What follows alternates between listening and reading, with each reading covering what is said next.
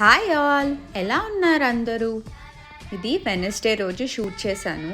ఏం చేయాలా లంచ్ కని ఆలోచిస్తుంటే బాల్కనీ పాట్లో బచ్చల కూర ఉందని గుర్తొచ్చింది. సో వెంటనే ఇంకా పప్పుకి రెడీ చేసుకున్నాను. పప్పు మంచిగా వాష్ చేసి అందులో పసుపు, కారం, సాల్ట్, చిల్లీస్, కట్ చేసి పెట్టుకున్న ఆకుకూర అండ్ చింతపండు పేస్ట్ వేసి సరిపడా వాటర్ పోసేసి స్టవ్ పైన పెట్టేశాను. పప్పులో పొటాటో ఫ్రై మంచి కాంబినేషన్ కదా, సో అందుకే ఇంకోవైపు ఆయిల్ వేడవ్వగానే తాలింపు పెట్టుకొని కట్ చేసిన పొటాటోస్ వేసుకొని ఫ్రై చేశాక కొంచెం సాల్ట్ యాడ్ చేసి మిక్స్ చేశాను. నేను ఇందులో వెల్లుల్లి అండ్ కారం దంచుకొని వేసుకుంటున్నాను.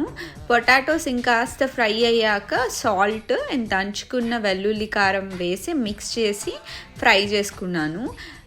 ఆల్మోస్ట్ అయిపోతుంది అన్నప్పుడు కరివేపాకు యాడ్ చేసుకుంటే లాస్ట్లో మంచి ఫ్లేవర్ వస్తుంది. ఇంకోవైపు పప్పు కూడా రెడీ అయిపోయింది. నేను పప్పులోకి ఉప్పు మిరపకాయలతో పోపు పెట్టుకున్నాను. మీరు ఎప్పుడైనా ట్రై చేశారా? ఉప్పు మిరపకాయలతో పోపు ట్రై చేయండి, చాలా బాగుంటుంది.